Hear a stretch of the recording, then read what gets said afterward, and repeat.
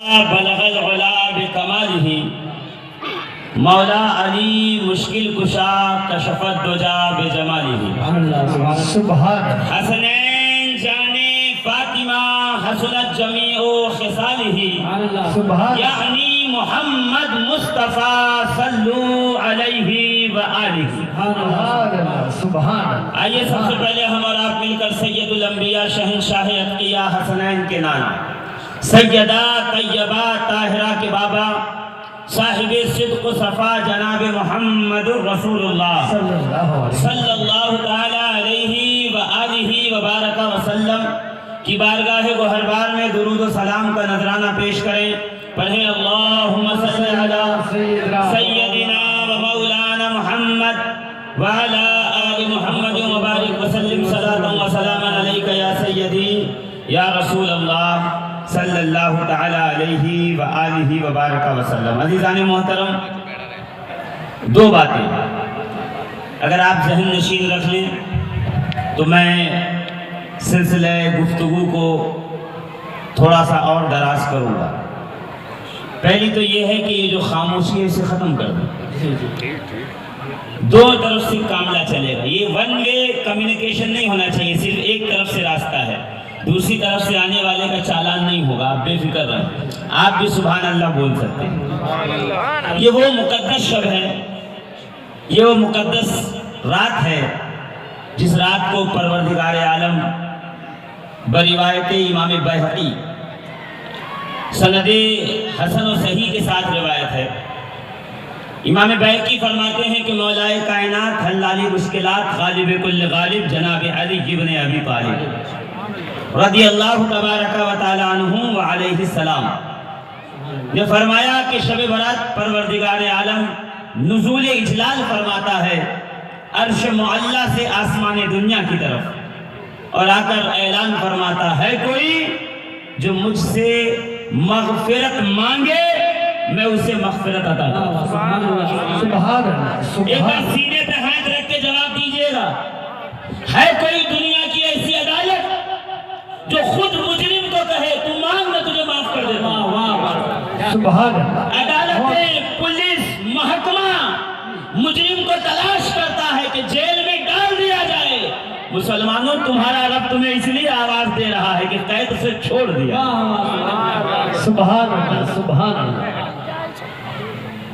ایک جرم کرنے کے بعد بندہ دیار ملک ملک شہر شہر چھپتا ہے، کہیں قانون دان، قانون ساز اور قانون کا محافظ دیکھ نہ لے کہ جیل میں ڈال دیا جائے گا۔ واحد دین اسلام، واحد مصطفیٰ کریم رحمت للعالمین، صرف اور صرف یہ رب العالمین کی ذات ہے جو گنہگارے کو یہ نہیں کہتی تم ملو گے تو تمہیں سزا دیں گے۔ رب تو فرماتا ہے تو بس ایک بار ایک قطرے آنسو کے ساتھ تنہائی میں میرے سامنے آ کے مان، میں تیرے گناہ بخش دوں گا اگر تیرے گناہ سمندر کے جھاگ کے برابر ہوں گے تو۔ سبحان اللہ۔ عزیزان محترم، جب اتنا کریم رب ہے تو پھر مانگنے والوں کو اتنی حیا کیوں آتی ہے؟ وہ دینے سے، عطا کرنے سے، وہ جھولیاں بھرنے سے، مغفرت کرنے سے کبھی منع نہیں کرتا۔ تو ہم بھکاریوں کو کیا ہو گیا کہ وہ آسمان دنیا پہ آ کے نزول اجلال کرے اور کہے مانگو، رزق مانگو میں دوں گا، اولاد مانگو میں دوں گا، سبحان اللہ، گھر میں سکون و چین مانگو میں دوں گا۔ تم گناہ کر چکے ہو، تم نے صغیرہ و کبیرہ میں زندگی گزاری ہے، کوئی مسئلہ نہیں، میں رب ہوں نا، رب العالمین، تم مانگو گے میں تمہیں بخش دوں گا، میں تمہیں عطا کروں گا۔ اور کہیں اس وقت تک یہ اعلان ہوتا رہتا ہے جب تک طلوع فجر نہ ہو جائے۔ اب دیکھنا ہے کہ آج کی رات بازاروں اور چوک میں گھومنے میں کون گزارتا ہے اور مصلی بچھا کے اپنے رب کی بارگاہ میں گڑ گڑانے میں کون گزارتا ہے۔ علماء فرماتے ہیں صحابہ کرام، تابعین، تبع تابعین، ائمہ مجتہدین، امت کا متفق علیہ فیصلہ ہے کہ شب برات یہ وہ رات ہے جس رات ہمارے سال بھر کے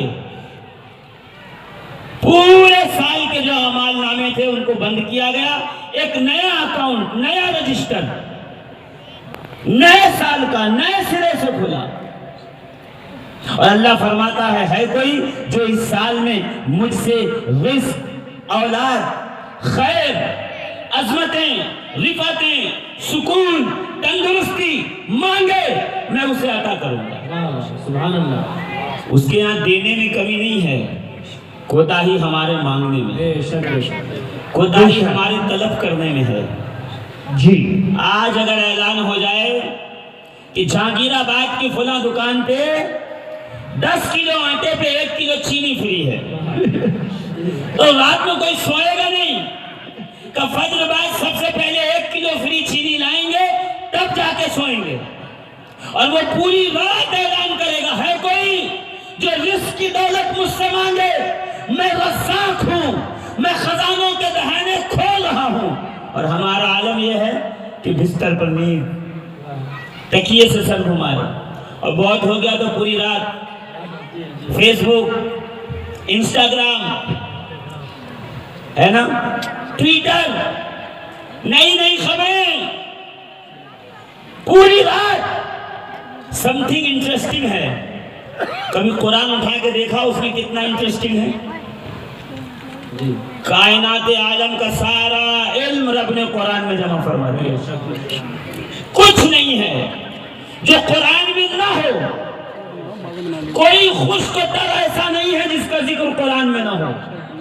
ایک لیٹر اگر بینک سے آیا انگریزی میں اور انگریزی نہیں آتی اور بینک میں 2-5 لاکھ روپے رکھیں تو وہ لیٹر لے جا کے پہلی کوشش کریں گے پڑھے لکھے کو پڑھ کے سنائیں کہ اس میں لکھا ہے، کہیں ایسا تو نہیں ہے بینک بند ہو رہا ہے اور پیسے ڈوب جائیں گے، جلدی سے نکال کے لیں۔ ایک بینک کا لیٹر، بینک کا کاغذ آ جائے تو جب تک اس کو اہل زبان سے پڑھا نہیں لیا جاتا سکون نہیں آتا۔ اور قرآن کائنات عالم کا خزانہ ہے، اور میرے خیال سے جب سے گھر میں پیدا ہوئے ہیں تب سے طاق پہ رکھا ہوا ہے، کسی کو کبھی خیال نہیں آیا کہ کسی دن قرآن کے معنی و مفہوم کو بھی سمجھا جائے، رب کیا کہہ رہا ہے، کیا عطا کر رہا ہے، کتنی نوازشیں ہیں، کتنی عطائیں ہیں۔ آخرکار پروردگار عالم اس کلام میں ہم سے کیا ہم کلام ہونا چاہتا ہے، کبھی توفیق نہیں ہوتی۔ کیوں؟ لیک آف انٹرسٹ، توجہ کی کمی۔ دعویٰ تو ہمارا یہی ہے کہ قرآن میں دنیا کا سارا علم ہے، مگر کبھی سائنس کے اسٹوڈنٹ کو دیکھا کہ وہ قرآن کے اندر فارمولا ڈھونڈ رہا ہو H2O کا؟ نہیں۔ دعویٰ تو یہ ہے کہ قرآن میں سارا علوم ہے۔ کبھی فزکس کے اسٹوڈنٹ کو دیکھا کہ وہ قرآن کے اندر فزکس کے تھیوریز کو کھول کھول کے پڑھ رہا ہو؟ جبکہ قرآن کا دعویٰ غلط نہیں ہے، قرآن کا دعویٰ بالکل صحیح ہے کہ اللہ نے ہر خشک و تر کو اسی قرآن میں رکھ دیا، اللہ نے دنیا کے تمام علوم کو اسی قرآن میں رکھ دیا، دنیا کا کوئی ایسی شے نہیں ہے جو قرآن میں نہ ہو، دنیا کا کوئی ایسا علم نہیں ہے جو قرآن میں نہ ہو، دنیا کا کوئی ایسا راز نہیں ہے جو قرآن میں نہ ہو۔ کہ پھر ہمیں سمجھ میں کیوں نہیں آتا؟ تو مسئلہ یہی ہے، آپ کو سمجھ میں اس لیے نہیں آتا کہ آپ کی عدم توجہ ہے، آپ قرآن کو صرف ایصال ثواب کے لیے پڑھتے ہو۔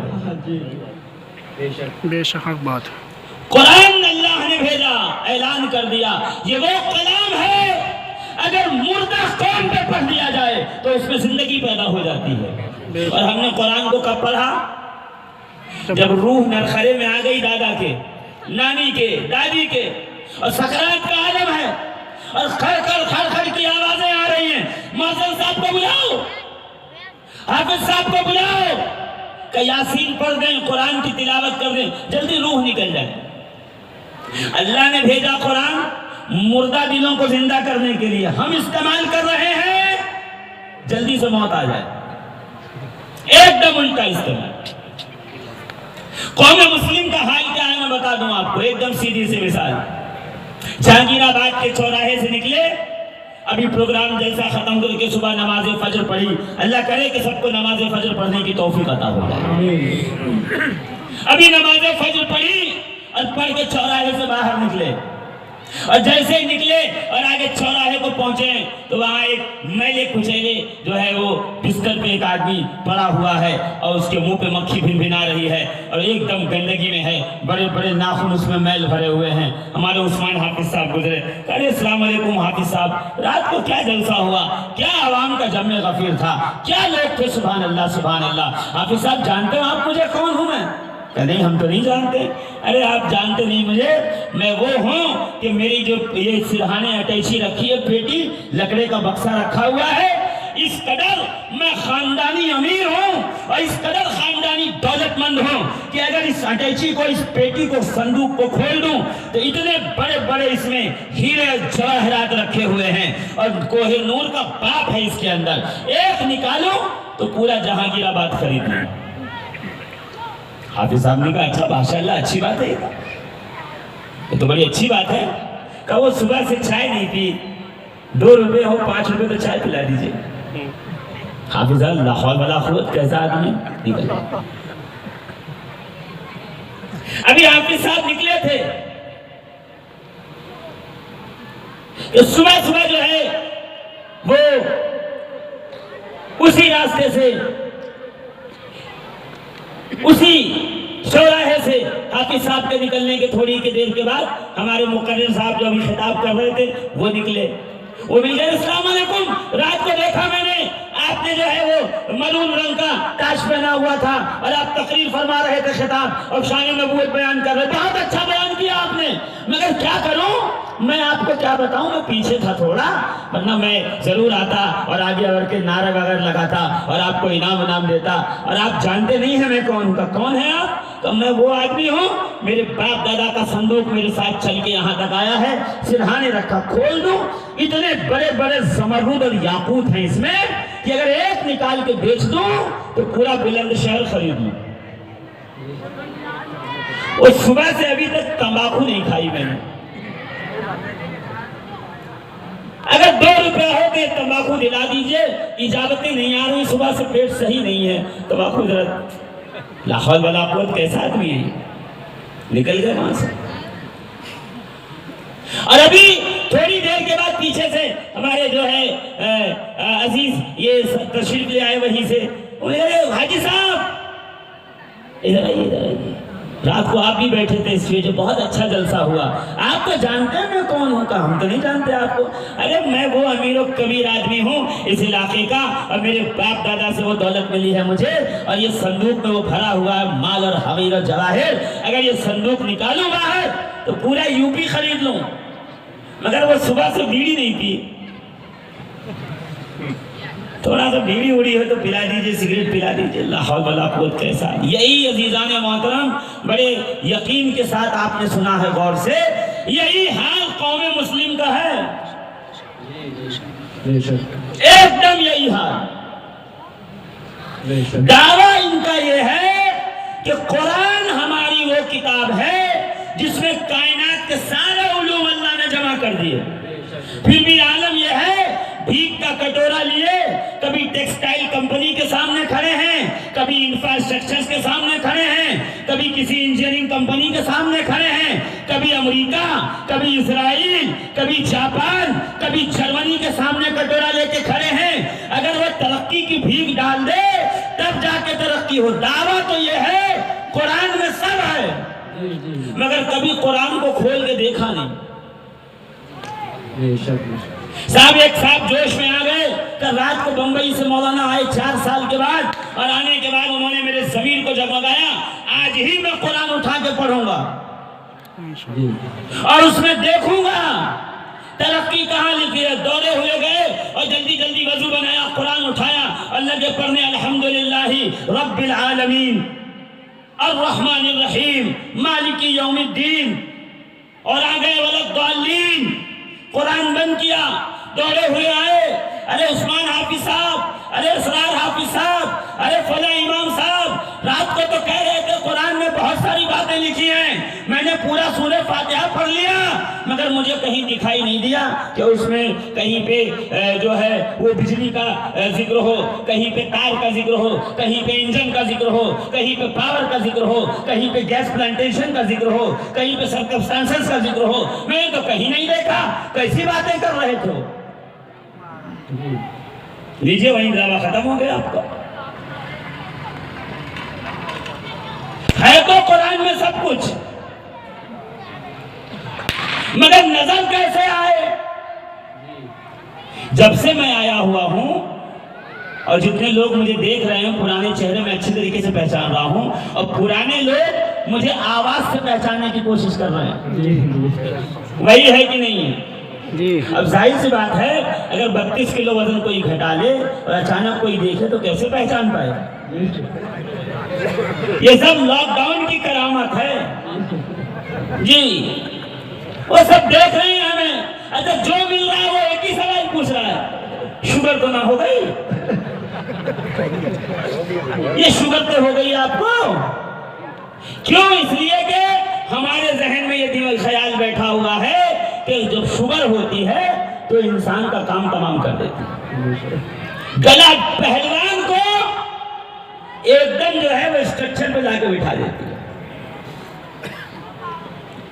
اچھا کچھ لوگ بڑی شان سے بھی کہتے ہیں کہ بھئی ہماری چائے میں چینی مت ڈالیے گا، کیوں؟ ہم کو شوگر ہے، بھلے گڑ نہ ہو ان کو مگر ہے شوگر۔ کہ آپ کو کیسے پتا چلا شوگر ہے؟ کہ صاحب وہ گئے تھے بلڈ ٹیسٹ کرانے کے لیے، تو بلڈ ٹیسٹ کیا تو بتایا اس میں شوگر ہے۔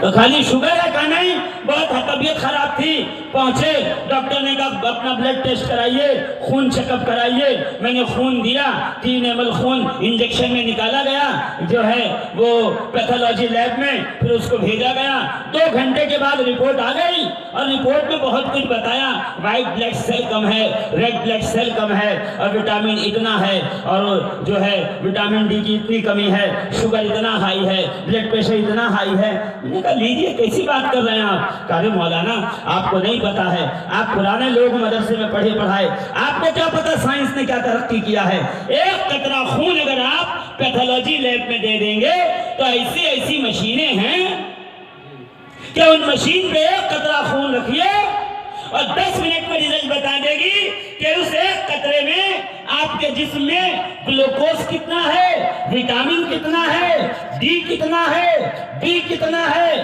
سی کتنا ہے، آئرن کتنا ہے، ریڈ بلڈ سیل کتنا ہے، وائٹ بلڈ سیل کتنا ہے، شوگر کتنی ہے، بلڈ پریشر کتنا ہے۔ کہا اچھا میں تو روز خون دیکھتا ہوں، اور ایک پیالہ بھر کے رکھ دیجئے اور دن بھر میں اس کو گھما کے دیکھتا رہوں تو 0 شوگر بھی ان میں نہ دکھائی دے۔ کہنے وہ مشین ایسی ہو جس پہ ایک قطرہ خون رکھو تو اگر مشین اس قابل ہو تو وہ بتا دیتی ہے کہ اندر کیا کیا ہے۔ تو عزیزان محترم میں یہی تو کہہ رہا ہوں، میں اور آپ دن بھر خون کا دریا بہتا ہوا دیکھیں، پتہ ہی نہیں لگا سکتے کہ آئرن کتنا ہے اور ڈی وٹامن کتنا ہے، گلوکوز کتنا ہے اور شوگر کتنا ہے۔ مگر جب مشین پر ایک قطرہ خون رکھو 5 منٹ میں ساری گنتی بتا دے گی کہ کیا کیا کتنا ہے، کیا کم ہے کیا زیادہ ہے۔ پتہ یہ چلا بلڈ میں ہے سب کچھ، کمی ہے آنکھ کے لینس کی اور مشین کے سینسر کی۔ آنکھ کا لینس ڈھونڈ نہیں پاتا، مشین کا سینسر ڈھونڈ لیتا ہے۔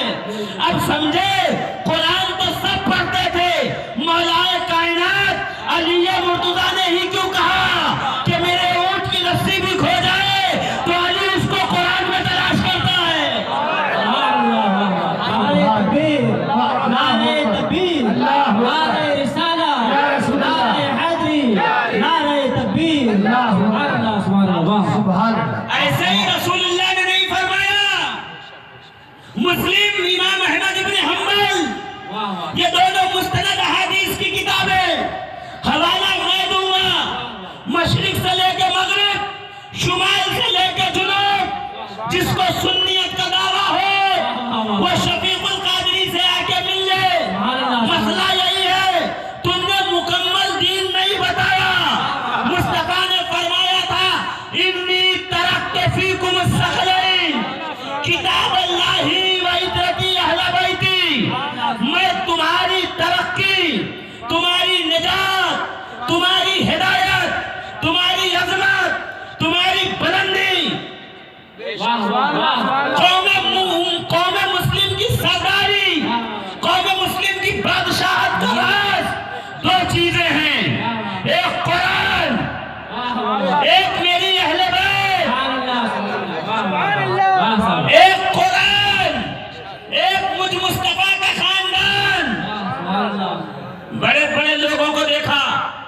اپنے آپ کو کہتے ہیں میں اہل حدیث ہوں، اپنے آپ کو کہتے ہیں میں مفتی ہوں، میں دارالعلوم دیوبند سے پڑھا، میں ندوہ سے پڑھ کے آیا، میں بریلی سے پڑھ کے آیا، میں مصباح العلوم اشرفیہ سے پڑھ کے آیا، مگر جب حق بولنے کی بات آئے تو چہرہ کبھی دائیں گھمائیں کبھی بائیں، کیوں نہیں بتاتے کہ امام مسلم نے فرمایا کہ اے رسول خدا نے اپنی حیات طیبہ کے آخری لمحات میں امت مسلمہ کو ترقی کی کنجی دے کے گئے، کا ایک ہے قرآن، ایک ہے میرا خاندان۔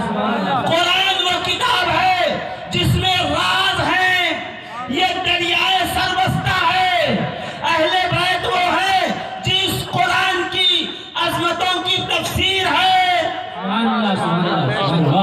بچے کا ایڈمیشن کرایا سینٹ گلوریس ہائی اسکول کے اندر، پہنچے، ہر بچے کی میز پہ ایک ایک کتاب رکھی تھی، بہترین کتاب، ایک دم گلاسی پیج پہ پرنٹڈ 4 کلر کے اندر، اور سامنے بورڈ لگا ہے ڈیجیٹل، اس پہ تصویریں چل رہی ہیں۔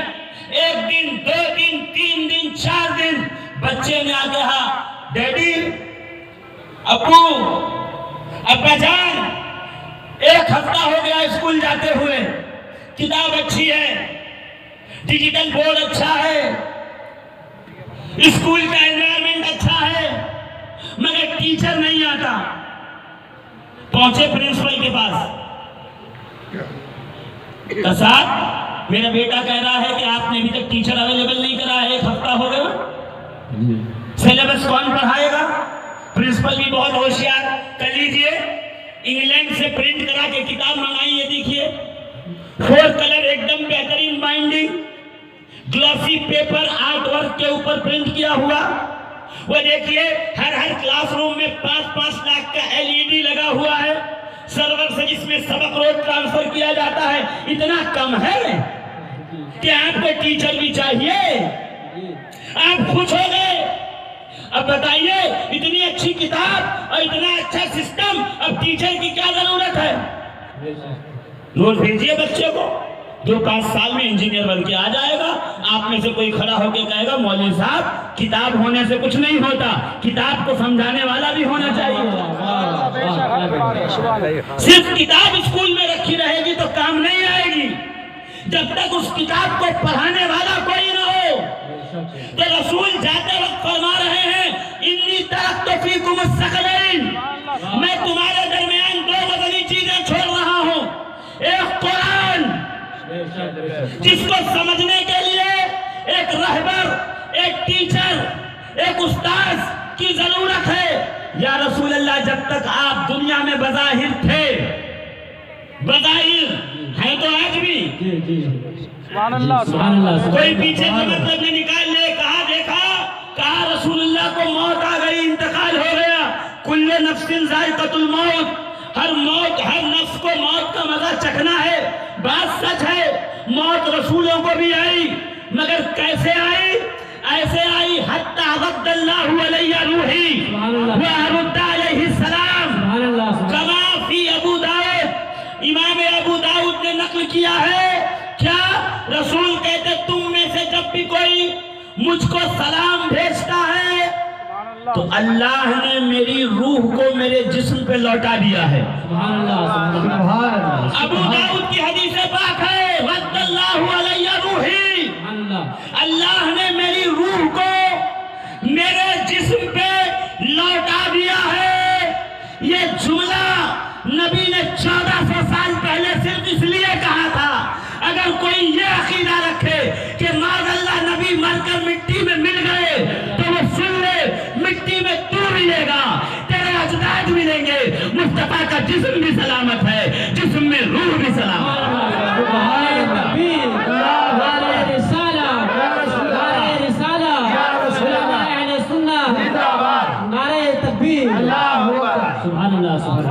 آپ قرآن بھول گئے؟ اللہ کیا فرماتا ہے؟ اے حبیب قیامت کے دن ہم تمہیں گواہ بنائیں گے اگلی اور پچھلی امتوں پر، یعنی جو امت گزر گئی اس پر بھی نبی گواہ، جو ابھی آئے گی اس پر بھی نبی گواہ، یعنی آدم کی، نوح کی، ابراہیم کی، اسماعیل کی، اسحاق کی، تمام امتوں پہ نبی کی گواہی مانگی جائے گی۔ ایک بات بتائیے، یہی انوپ شہر کے پاس میں نے ایک پلاٹ خریدا سن 2005 میں۔ اب وہ قبضہ ہو گیا اور اس کا کیس جو ہے عدالت میں چلا گیا۔ سامنے سے بات آئی کہ آپ اپنے گواہ پیش کیجئے۔ میں نے یہاں سے وکیل سے جو ہے وہ فارم بھروائے اور لیٹر بنوایا۔ 2 گواہ میں نے رکھے۔ پہلا گواہ وہ جس کا انتقال ہو گیا تھا 2004 میں، کہ صاحب فلاں آدمی گواہ ہے کہ میں نے 2005 میں زمین خریدی تھی، یہ پیدا اس سن میں ہوا اور مر گیا 2004 میں۔ اچھا، دوسرا گواہ وہ ہے جس کی ولادت ہوئی ہے 2006 میں۔ جیسے جج کے پاس پہنچا، جج نے پہلے میرا وہ لیٹر پڑھا، پھر مجھے دیکھا کہ دیکھو زمین ان کو ملتی رہے گی، پہلے ان کو آگرہ لے جاؤ۔ یہ سیدھے سادے لوگوں میں ان کا کام کیا ہے؟ زمین خریدی 2005 میں، ایک گواہ وہ لائے جو 2005 سے پہلے مر چکا تھا، دوسرا گواہ وہ لائے جو 2005 کے بعد پیدا ہوا، تو گواہی کیسے مکمل ہوگی؟ گواہ وہ لاؤ جو 2005 سے پہلے پیدا ہوا ہو اور 2005 کے بعد تک زندہ رہا ہو، اسی کی گواہی کارآمد ہوگی۔ تو میں یہی تو پوچھنا چاہتا ہوں، قیامت میں محمد مصطفیٰ آدم سے لے کر آخری انسان تک کے گواہ بن کے آئیں گے۔ تو کیا یہ بات نہیں ہوگی کہ یہ تو پیدا ہوئے فلاں سن میں، تو پہلے والوں کے گواہ کیسے ہو سکتے ہیں؟ وصال ہو گئے 11 صدی ہجری میں، تو 11 باپ کے بعد والوں کا کیسے گواہ ہو سکتے ہیں؟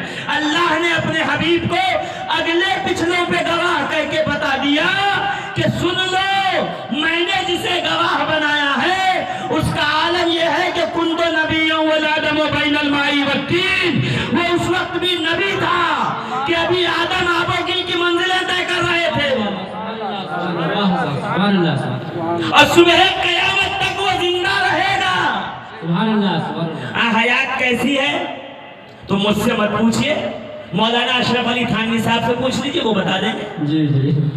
مجھ سے مت پوچھئے، علامہ موسیٰ مراکشی سے پوچھئے، وہ بتا دیں گے۔ علامہ تاج الدین سبکی سے پوچھئے، وہ بتا دیں گے کہ ایک مسافر نبی کریم کی قبر انور پہ پہنچا، کہتے سامان لٹ گیا تھا، چوری ہو گیا، ڈاکہ پڑ گیا، ننگے پیر پہنچا روضہ مصطفیٰ صلی اللہ علیہ وسلم پر اور جا کر وہاں کھڑا ہوا، کہتا ہے یا رسول اللہ مجھے بھوک لگی ہے، میں بھیک نہیں مانگ سکتا، میں مدینے کا زائر و مسافر ہوں، میں آپ کے روضے پہ آیا ہوں، مہمان نوازی سرکار آپ کا کام ہے، آپ بھوکے کو کھانا کھلائے۔ تو بیٹھے بیٹھے ممبر سے ٹیک لگائے، روتے روتے نیند آ گئی، سو گیا۔ 900 سال پہلے بات بتا رہا ہوں، سو گیا۔ کہ جب نیند لگی تو کہتا ہے خدا کی قسم ابھی میں سویا ہی تھا کہ کیا دیکھتا ہوں کہ روضہ انور کے دروازہ کھلا اور نبی آخر الزمان صاحب کون و مکہ باہر آئے۔ اس حال میں ابو بکر دائیں ہیں، عمر بائیں ہیں، عثمان پیچھے ہیں، علی آگے آگے آکے کہہ رہے ہیں ارے سونے والے اٹھ جا، یہ سونے کا وقت نہیں ہے، قسمت جگانے کا وقت ہے۔ تاجدار مدینہ تشریف لا رہے ہیں، استقبال کا۔ جلدی اٹھ، تو میری نیند کھل گئی۔ نبی نے کہا تو نے ہمیں بلایا، پکارا؟ کہاں یا رسول اللہ میں بھوکا آپ کا مہمان۔ کہا اپنے دامن سے ایک روٹی نکالی، مجھے ہاتھ میں دی، میں نے روٹی کے 2 ٹکڑے کیا، آدھا کھایا اور کھانے کے بعد آدھی ہاتھ میں تھی کہ اچانک میری نیند کھل گئی۔ سبحان اللہ، سبحان اللہ، یعنی خواب دیکھ رہے تھے۔ کہا میری نیند کھل گئی۔ کہا جب نیند کھلی تو میں نے دیکھا جو آدھی روٹی بچی تھی وہ میرے ہاتھ میں ہے، اور جو کھایا تھا اس کے آثار منہ میں ہے۔ مسجد نبوی میں دوڑ کے بولے اے زائرین محمد عربی آؤ، مصطفیٰ نے مجھے روٹی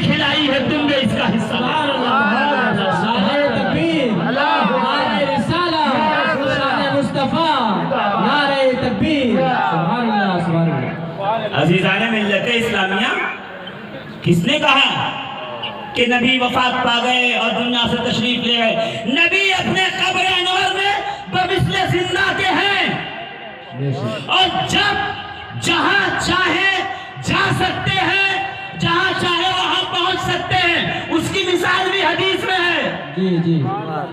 میدان کربلا میں جب امام حسین مع رفقا و انصار کے شہید ہوئے تو دو روایت ہے، ایک ام سلمہ سے، ایک عبداللہ ابن عباس سے، کہ میں نے خواب میں دیکھا کہ نبی کے بال بکھرے ہوئے ہیں، چہرہ پہ داڑھی پہ بہت سارا میل اور دھول لگی ہوئی ہے، آنکھوں سے آنسو کے قطرات جاری ہیں۔ ابھی تقریر نہیں شروع کی ہے میں نے، آپ گھبرائیے مت، بڑا دھیرے دھیرے چل رہا ہوں، بہت دن کے بعد آیا ہوں تو تھوڑا ٹائم زیادہ لے لوں گا، مگر آپ کو اتنا وقت ملے گا کہ آپ گھر جا کے نماز پڑھ سکتے ہیں، رب کی رضا کے لیے مصلی پہ آ سکتے ہیں۔ کیا دیکھا کہ آستین پلٹی ہوئی ہے، چہرے پہ دھول ہے، آنکھوں میں آنسو ہیں، بال بکھرے ہیں، سرکار تشریف لائے۔ میں کہوں یا رسول اللہ آپ کا آنا کافی ہے، یہ اتنا حلیہ بتانے کی کیا ضرورت ہے؟ کہ اس لیے کہ روح کو کپڑوں کی حاجت نہیں ہوتی، دھول مٹی اثر انداز نہیں ہوتی۔ یہ جو بتایا ہے راوی نے کہ چہرے پہ دھول تھی، آنکھوں میں آنسو تھا، آستین پلٹی تھی، امامہ نہیں تھا، یہی بتانے کے لیے کہ سرکار روح کے ذریعے نہیں آئے تھے بلکہ سراپا جسم کے ساتھ میرے آقا کربلا تشریف لائے تھے۔ اٹھائیے حدیث، بیٹھیے سامنے تو پتا چلے گا سبحان اللہ کہ مصطفیٰ کریم کو رب کریم نے کیا کیا قوتیں اور کیا کیا معجزات عطا فرمائی۔ یہی نہیں، اسی بخاری کی روایت ہے سبحان اللہ کہ سرکار تشریف لے جانے، اچانک حضور نے آسمان کی طرف دیکھا، دیکھ کے کہا وعلیک السلام یا اخی، سبحان اللہ سبحان اللہ، اے میرے بھائی تجھ پر بھی سلامتی ہو۔ صحابہ نے کہا یا رسول اللہ آپ نے کس کے سلام کا جواب دیا؟ آپ نے کس کے سلام کا جواب عطا فرمایا؟ ہم نے تو کسی کو نہیں دیکھا۔ نبی نے فرمایا سنو، میرا بھائی جعفر ابن ابو طالب، واہ واہ، میرا بھائی علی کا بھائی۔ واہ، ایک نیا شور ہے مارکیٹ میں کہ علی اور نبی کو بھائی بھائی نہیں کہہ سکتے۔ میں کہتا ہوں علی اور نبی کو بھائی بھائی نہیں کہیں گے تو کس کو کہیں گے؟ نبی علی کے چچا کا بیٹا، علی نبی کے چچا کے بیٹے، سبحان اللہ سبحان اللہ، اور ہم نے ہمیشہ خطبے میں پڑھا آخر رسول و زوج البتول۔ سبحان اللہ، وہ دن بھول گئے لوگ کہ جب سرکار مدینہ تشریف لائے اور ایک ایک مہاجر ایک ایک انصار کو بلایا، اس لیے کہ انصار وہ تھے جن کے پاس دولت، مال، زمین، جائیداد، بکریاں، اونٹ تھی۔ مہاجر سب کچھ مکے میں چھوڑ کے تشریف لائے، تنہا تھے، اکیلے تھے، بھوکے تھے، بھوک تھی شدت کی۔ حضور نے دیکھا کہ سروائیو کرنے کے لیے یونیورسل بردرہڈ کا ایک میزان قائم کیا جائے، انٹرنیشنلی بھائی چارہ بردرہڈ قائم کی جائے۔ نبی نے ایک مہاجر کو پکڑا، ایک انصار کو پکڑا کہ تم دونوں بھائی، سبحان اللہ، تم دونوں بھائی، تم دونوں بھائی، ایک ایک کو بھائی بھائی بھائی بھائی بنایا۔ تو کیا ہوا کہ سرکار کے اس قول پہ صحابہ نے عمل کیا۔ جس کے پاس 2 بکریاں تھیں، ایک بکری اپنے بھائی کو دے دی، جس کے پاس 2 اونٹ تھے، ایک اونٹ اپنے بھائی کو دے دیا، جس کے پاس بڑا گھر تھا آدھا گھر اپنے بھائی کو دے دیا۔ کیوں؟ تاکہ اخوت اور بھائی چارے کا جو سرکار نے قائم کیا ہے اس کا لحاظ رہ جائے، اس کی لاج و عزت رہ جائے۔ کہ سرکار نے ایک ایک انصار کو ایک ایک مہاجر کا بھائی بنایا، اور بنا کے جب سرکار پلٹے تو پیچھے علی مرتضیٰ حیدر کرار آنکھوں میں آنسو روتے ہوئے کھڑے ہیں۔ رسول نے پوچھا علی رو کیوں رہے ہو، وجہ کیا ہے رونے کی؟ کہ یا رسول اللہ آپ نے ایک ایک مہاجر کو انصار کا بھائی بنایا، میں بھی مہاجر ہوں، مجھے کسی کا بھائی نہیں بنایا، نگاہ رحمت مجھ تک نہیں آئی، مجھے اس بات کا ملال ہے۔ نبی نے علی کو سینے سے لگا کے کہا علی غم نہ کر، انتا اخی فی الدنیا والآخرہ، انصار مہاجر بھائی بھائی ہیں،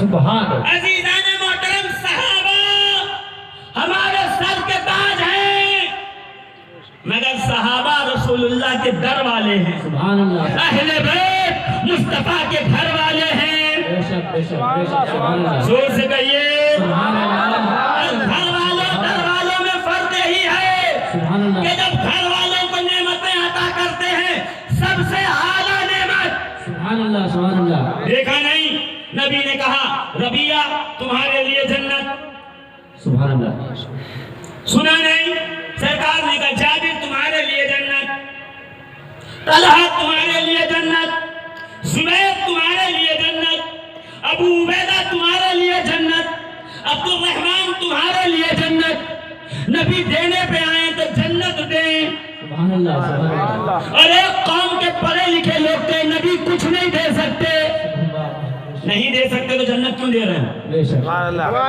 ابو بکر کے لیے جنت، عمر کے لیے جنت، عثمان کے لیے جنت، علی کے لیے جنت، طلحہ کے لیے جنت، زبیر کے لیے جنت، سبحان اللہ ہے نا؟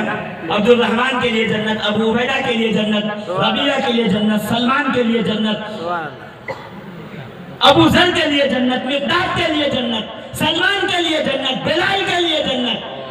کہ یہی تو فرق ہے، سرکار جب در والوں کو دیتے ہیں تو کہتے ہیں تیرے لیے جنت، اور جب گھر والوں کی باری آئے تو یہ نہیں کہتے تمہارے لیے جنت، بلکہ مچل کے کہتے ہیں الحسن والحسین سیدہ شباب اہل الجنہ، سب کو جنت دیتے ہیں، اہل بیت کو جنت کی سرداری عطا کرتے ہیں، جنت کا کمال عطا کرتے ہیں۔ کائنات میں سب سے بڑا مرتبہ رسول کا، رسول ہے امت کے باپ، بے شک اور رسول کی ازواج بیویاں ہیں امت کی مائیں، بے شک اس سے بڑا درجہ کوئی نہیں۔ سرکار جس سے نکاح کرے وہ ہے امت کی ماں، سبحان اللہ امت کی ماں، سیدہ خدیجہ ام المومنین، سیدہ عائشہ ام المومنین، ام حبیبہ ام المومنین، سیدہ حفصہ ام المومنین، سیدہ سودا ام المومنین، سیدہ زینب ام المومنین، سبحان اللہ سبحان اللہ ام سلمہ مومنوں کی ماں۔ سبحان اللہ مگر جب فاطمہ زہرا کی باری آئی تو یہ نہیں کہا تم ام المومنین ہو، بلکہ نبی نے فرمایا فاطمہ تو ام ابیہا، فاطمہ اپنے باپ کی ماں ہے۔ سبحان اللہ کمال یہی ہے کہ رسول جب دیتے ہیں تو آل محمد کو سب سے اعلیٰ و افضل درجہ دیتے ہیں، سب سے بہتر و بالا درجہ۔ بے شک نبی کی نالین اگر کسی کے پاس ہو بولو اس کا کیا مقام و مرتبہ ہوگا؟ نبی کے جوتے، حنفی ہے نا سب، ابن عابدین شامی کہتے ہیں کہ نبی کے نالین کے ٹوٹے ہوئے دھاگے کی کوئی توہین کر دے تو کافر۔ بے شک بے شک بے شک اب سمجھے ہم یزید پہ اتنا غصہ کیوں کرتے ہیں؟ اس لیے کہ اس نے لب حسین پہ چھڑی رکھی تھی، اور احناف کا یہ فیصلہ ہے کہ جو رسول کے جوتے کے ٹوٹے ہوئے دھاگے کی توہین کرے تو مسلمان نہیں رہتا، جو رسول کے حسین کی توہین کرے وہ یزید کیسے مسلمان ہے؟ دشمن علیحدہ کرانا سبحان اللہ بے شک بے شک بے شک بے شک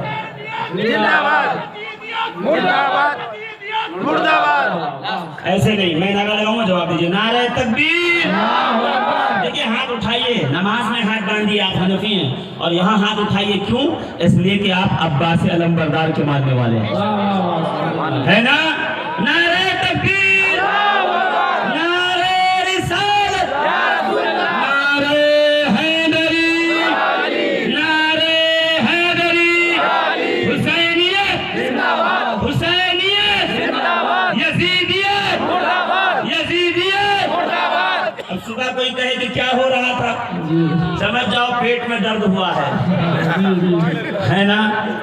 سمجھ جانا there is something wrong، antibiotic دینا پڑے گا، اینٹی وینم دینا پڑے گا۔ کیوں؟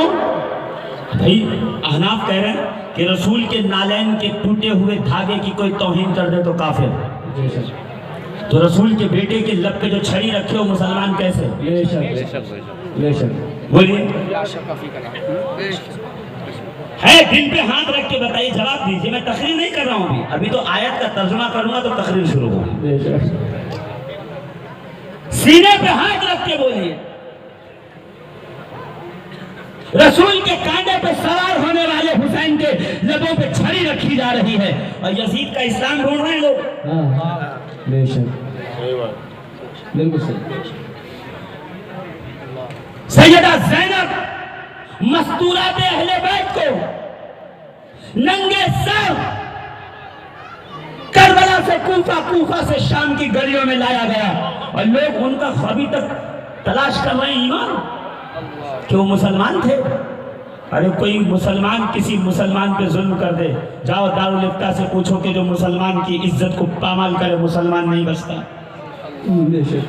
جو ایک عام مسلمان کی عزت کو برسر راہ لا کر کے نیلام کرے، گالیاں دے، علماء کہتے ہیں وہ فارسی کے معلم ہیں، اس کے پیچھے نماز نہیں ہوگی، اس کی گواہی قبول نہیں ہوگی۔ کیوں؟ اس لیے کہ وہ ایک مومن کی عزت نہیں کر رہا۔ جو حسین کی عزت نہ کرے وہ بھی مسلمان۔ عزیزان محترم، کس بہاؤ میں بہہ گئے؟ میں تمہیں کہہ رہا ہوں، میں پھر سے ایک بار ہاتھ جوڑ کر عرض کر رہا ہوں، یہ شب برات ہے، یہ برات کی رات ہے۔ اس رات گنہگاروں کو گناہ سے نجات مل جاتی ہے۔ آؤ برات کی رات یزیدیت سے نجات پا جاؤ اور ارادہ کر لو جب تک زندہ رہیں گے حسین کا دامن تھامے رہیں۔ مجھے نہیں پتا دنیا میں کتنے فرقے ہیں اور کون کس فرقے کا ہے، کس فرقے کی پگڑی کیا ہے، کس فرقے کی کتاب کیا ہے، میں اتنا ہی جانتا ہوں کربلا سے قیامت تک دو ہی فرقے رہیں گے، ایک حسینی، ایک یزیدی۔ اور ہمارا فخر یہ ہے کہ ہم حسینی فرقے میں ہیں، ہم نبی کے نواسے کے ساتھ ہیں۔ اتنا کم ہے کہ نیزے کی نوک پہ کٹے ہوئے سر نے قرآن پڑھ کر بتایا، دیکھ زندہ وہ ہے جو نیزے پہ ہے، جو تخت پہ بیٹھا ہے وہ مر چکا۔ آج لوگ ہیلے بہانے ڈھونڈتے ہیں دشمن آل رسول کے لیے، ہمیں دین سمجھاتے ہیں، ہمیں سنیت سمجھاتے ہیں، ہمیں بتاتے ہیں اسلام کیا ہے۔ اسلام یہی ہے، فاروق اعظم سے پوچھو، کوئی کہے مجھے کدو پسند نہیں ہے تو تلوار باہر کھینچ لی، خبردار جو مصطفیٰ کو پسند تجھے نہ پسند ہو تو فاروق کی تلوار تجھے بتائے گی تو مسلمان ہے یا نہیں۔ یاد آیا کہ نہیں آیا؟ بولیے، جس فرقے کی کہی ہے اس فرقے کی کتاب میں یہ واقعہ بتا دوں، سب نے اس کو عشق رسول میں نقل کیا کہ ایک شخص نے کہا مجھے لوکی کدو پسند نہیں، فاروق اعظم نے تلوار نکالی، جو مصطفیٰ کو پسند، جو اس کو ناپسند کہے وہ عمر کو پسند نہیں۔ تو جس حسین کے لبوں کو نبی چھومے، رخسار کو نبی چھومے، زلفوں کو نبی چھومے، کاندھے پہ جس حسین کو بٹھا کے مدینے کی گلیوں میں پھراتے رہیں، جو اس کی توہین کر دے گا وہ فاروق کی تلوار سے کیسے بچ سکتا ہے، وہ فاروق کی جلال سے کیسے بچ سکتا ہے۔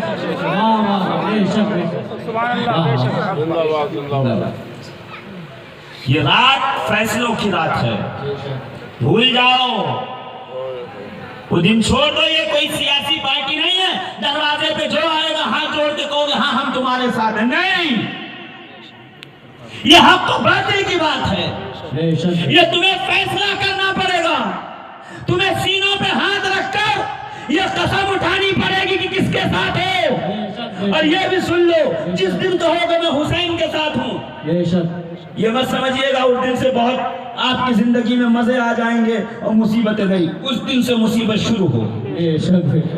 یقین نہ ہو تو حور کو دیکھو، جب تک حسین کے ساتھ نہ تھا تب تک مال دولت روپیہ پیسہ 1000 کی فوج پورے کوفے کی اس کے پاس سربراہی تھی، جب سے حسین کی طرف گیا سوائے بیٹے اور سواری کے کچھ نہیں تھا۔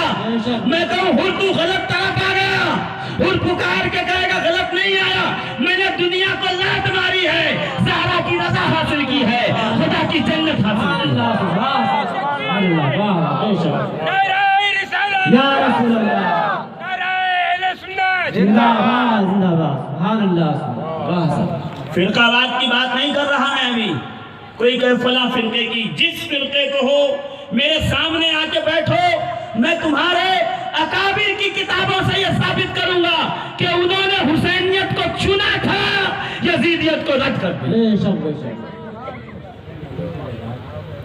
جی انشاءاللہ بھی قبرستان جانے کی بھی وضاحت کرتا ہوں، پہلے زندوں کی تو بات کر لیں، جی جی جی پھر انشاءاللہ آگے چلتے ہیں۔ ہاں عزیزان ملت اسلامیہ، اٹھائیے کتابیں۔ مسئلہ یہ ہے کہ ہماری عوام کو کتاب سے ڈسکنیکٹ دور کیا گیا، تم کتاب مت پڑھو، کتاب ہم پڑھیں گے، جی کیونکہ ہم کتاب پڑھیں گے تو ہمیں پتا ہوگا کہاں کالا ہے کہاں سفید، جی تو کالا چھپا لیں گے، سفید دکھا دیں گے۔ جی وقت آ گیا ہے مسلمانوں، اب علم کی بات دور سنبھالو، کتابوں کا مطالعہ شروع کرو۔ حق و باطل الگ الگ ہو رہے ہیں، تمہیں احقاق حق و ابطال باطل کے لیے سینہ سپر ہونا ہے، اس لیے کہ جب اوپر کرپشن آ جائے تو پھر ہر طرح کا انقلاب نیچے سے آتا ہے۔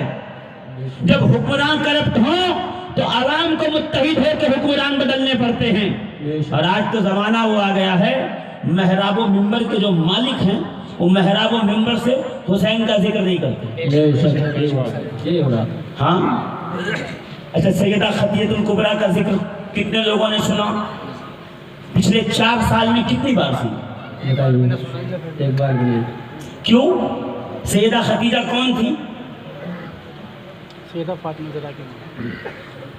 چھوڑ دیجئے سیدہ فاطمہ کی ماں ہیں، وہ چھوڑ دیجئے کہ رسول اللہ کی زوجہ ہیں، یہ نسبت کی بات ابھی نہیں کروں گا، بعد میں، پہلے یہ بتائیے کہ خدیجہ ہیں کون؟ جی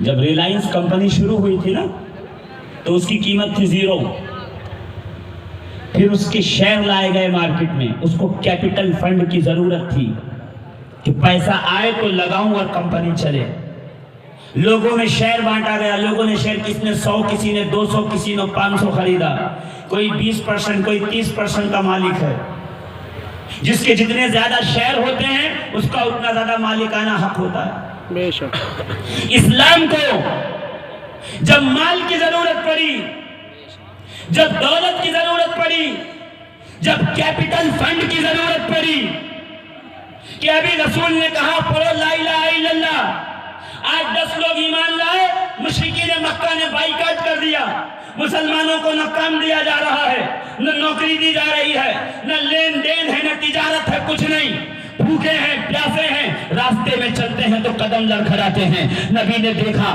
گھر میں آئے، چہرے پہ غم کے آثار تھے، سیدہ خدیجہ نے دیکھ کے کہا میرے شوہر نامدار یہ غم کیسا ہے چہرے پہ، یہ بتائیے، تو کہتی ہیں میں کیا بتاؤں، جو لوگ ایمان لا رہے ہیں ان کا سوشل بائیکاٹ ہے، ان سے خرید و فروخت بند، ان سے لین دین بند، ان کو نوکری سے نکالا گیا، کتنے دن بھوکے رہیں گے، کل کفر کی طرف لوٹ جائیں گے، تو اسلام کا نام لیوا کون رہے گا؟ سیدہ خدیجہ نے پوچھا میرے شوہر اب بتاؤ آپ کے دل میں کیا ہے؟ کہ کاش خدا نے مجھے مال دیا ہوتا، میں امیر ہوتا، پیسے والا ہوتا، دولت مند ہوتا، رئیس ہوتا، تو میں سارا مال غریبوں میں بانٹ دیتا اور ان کے اسلام کو مضبوط کر دیتا، ان کے ایمان کو مضبوط کر دیتا، ان کے ایقان کو طاقتور کر دیتا۔ سیدہ خدیجہ نے اپنے غلام جناب میسرہ کو بلایا اور اس کے ہاتھوں میں چابیاں دی تجوری کی کہ جتنا بھی درہم و دینار ہے لایا جائے، میں نہیں کہہ رہا، سیدنا ابو بکر صدیق رضی اللہ تعالی عنہ گواہ ہیں، کہتے میں لمبے قد کا آدمی تھا، میں سامنے کھڑا تھا، رسول سامنے کھڑے تھے، بیچ میں درہم و دینار، سونے اور چاندی کے سکوں کا ڈھیر لگنا شروع ہوا کہ اتنا وقت دیا گیا کہ میں رسول کو دیکھ نہیں پاتا تھا۔ سبحان اللہ سبحان اللہ۔ نبی کھڑے تھے، میں کھڑا تھا، بیچ میں اتنا درہم و دینار تھا کہ میں نبی کو دیکھ نہیں پا رہا تھا، سرکار اس طرف تھے، میں اس طرف چھپ گیا، جناب خدیجہ آئیں اور درہم و دینار پہ ہاتھ رکھ کے اس کو دھکا دیا اور پیچھے کی طرف ڈھکیل کے کہا میرے شوہر نامدار، اے محمد رسول اللہ، اے کائنات کے سید سردار، اے میرے تاجدار، جو دولت میرے اور آپ کے درمیان آ جائے، خدیجہ وہ ساری دولت آپ کے قدموں میں نچھاور کرتی ہے، آپ کے قدموں میں قربان کرتی ہے۔ جب کمپنی کو پیسے اور مال و فنڈ کی ضرورت ہو، جو مال لگائے اس کا کمپنی پہ مالکانہ حق ہوتا ہے، اپنا سب کچھ قربان کر دیا، سب کچھ دے دیا۔ کب؟ جب نکاح میں آئی تو ملکہ تھی، جب دنیا سے تشریف لے جانے لگی تو ایک پھٹی ہوئی چادر کے علاوہ کچھ نہیں۔ سبحان اللہ۔ کسی نے کہا نا خدیجہ تم اتنی مالدار ہو، غریب سے شادی کر رہی ہو، زندگی کیسے گزرے گی؟ جناب خدیجہ نے یہی جواب دیا تھا، وہ میں مالدار ہوں، وہ غریب ہے، میں نکاح کر لوں گی، سارا مال محمد کے قدموں پہ نشاور کر دوں گی، وہ مالدار ہو جائیں گے، خدیجہ ان کی کنیز ہو جائے گی۔ یہاں بیوی 2-5 لاکھ روپے میکے سے لے کے آئے تو شوہر کے سر پہ سوار ہوتی ہے۔ بولو، مضبوط اگر پارٹی ہو سسرال والی تو میاں صاحب بھی ایک دم مٹھو بنے جاتے ہیں گھر پہ، بات میں تانے دیتی ہے، فریج میرے ابا کا، واشنگ مشین میرے ابا کی، گھر میرے ابا کا، پلاٹ میرے ابا کا۔ واہ خدیجہ، بیوی ہونے کا حق ادا کیا، سب کچھ قربان کر دیا، اور آخری وقت میں جب میرے آقا تشریف لائے کہا خدیجہ کیسی طبیعت ہے؟ تو اٹھ کے بیٹھنے لگی۔ نبی نے کہا لیٹے رہو، تمہاری طبیعت ناساز ہے۔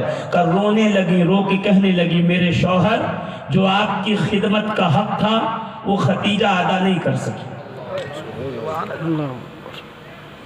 سب لٹا دیا۔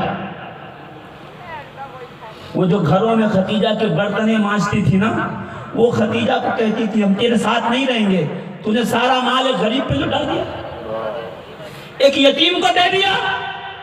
لوگ تانے دیتے تھے، خدیجہ کہتی تیرے تانے تیرے پاس رہیں، میرے شوہر کی رضا میرے ساتھ رہے۔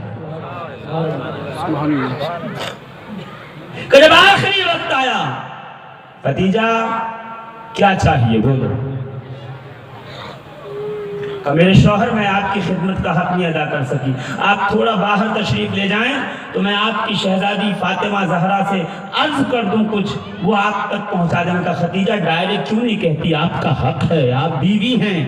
تو سیدہ خدیجہ کی روح یہی جواب دے گی میرا حق ہے، بیوی تو ہوں، مگر میں نے حق کی خدمت ادا نہ کی۔ میں دنیا کو بتانا چاہتی ہوں جب جب محمد عربی کی بارگاہ تک پہنچنا، پہلے فاطمہ زہرا کو وسیلہ بنانا، تب پہنچنا۔ اسی لیے میرے اکابرین جب مدینہ جاتے تھے نا تو ڈائریکٹ رسول کے روضے پہ نہیں جاتے تھے، پہلے سیدہ فاطمہ کے روضے پہ جا کے کہتے تھے بی بی آپ کے والد کا در کا ادنا سا کتا آیا ہے، ابھی اس در پہ جاؤں گا، شہزادی بابا کو کہہ دو کہ اس فقیر کے دامن میں بھی کچھ ٹکڑے ڈالا، کیونکہ وہ بڑے تھے نا، وہ جانتے تھے کہ اس کا کیا حق تھا، وہ درباروں کا حق جانتے تھے، وہ خانقاہوں کا حق جانتے تھے۔ رسول باہر تشریف لے گئے، سیدہ خدیجہ نے بی بی فاطمہ کا ہاتھ پکڑا، 8 سال کی شہزادی ہے، کہ میری شہزادی اپنے بابا کے کپڑوں کا خیال رکھنا، اپنے بابا کے کھانے کا خیال رکھنا، اپنے بابا کی صحت کا خیال رکھنا، اپنے بابا کی صبح و شام کا خیال رکھنا۔ بیٹی بابا کے کاندھے پہ جو کملی ہے نا، آپ بابا سے کہہ دو کہ وہ کملی مجھے دے دیں، خدیجہ کے پاس اتنا مال نہیں ہے کہ نیا کفن لایا جا سکے۔ اگر آپ کے بابا وہ کملی دے دیں تو خدیجہ اس کو بطور کفن اپنے ساتھ قبر میں لے جائے، اور وہ پوچھے خدیجہ کیا لائی ہے تو میں کہہ دوں محمد عربی کی کملی لائی۔ 2 وقت 4 وقت کی نمازیں پڑھ کر اپنے آپ کو متقی سمجھنے والے، آئیے لیڈی آف ہیون، جنت کی سردار، امہات المومنین نے سب سے اعلیٰ درجہ، سرور دو عالم صلی اللہ علیہ وسلم کی ہر غم میں جو شریک، سرکار تشریف لے گئے غار میں، خیال آیا تھوڑی سی کھجوریں لے گئے تھے، 2 دن کی ختم ہو گئی ہوگی، ستو پیالے میں رکھا، دامن میں چھپایا، اور چلتی ہوئی پہاڑوں پہ سرکار کی طرف چلی۔ بخاری کی روایت، بخاری کی وہ قوم بخاری کے نیچے بات نہیں کرتی، میں اسے کہتا ہوں تو خدیجہ کا ذکر کیوں نہیں کرتا، تو ان کی قربانیوں کا تذکرہ کیوں نہیں کرتا؟ کہ وہ دامن میں لے کے جب ستو پہنچی ہے نا پہاڑوں پر، جبریل آ کے سرکار کو کہتے یا رسول اللہ آپ کی زوجہ آپ کے لیے سالن کھانے کا سامان لا رہی ہیں، اس سے پہلے خدیجہ آپ کو سلام کریں، آپ اللہ کا سلام خدیجہ کو پہنچائیں۔ آپ اللہ کا سلام خدیجہ کو پہنچا دیجئے۔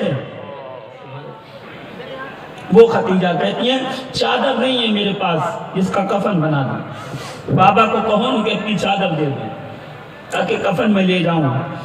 رسول اندر آئے، سیدہ بیوی ہاتھ پکڑ کے کہتی بابا ماں کہہ رہی ہے اپنی چادر عطا کیجئے، اپنی کملی عطا کیجئے، اس کی چادر کا کفن سیدہ فاطمہ سیدہ خدیجہ میری ماں کا کفن چاہتی ہے چادر کا۔ رسول اللہ کی آنکھوں سے آنسو جاری ہوئے، خدیجہ تیرے اتنے احسان ہیں، تم مانگ لیتی تو کیا جاتا۔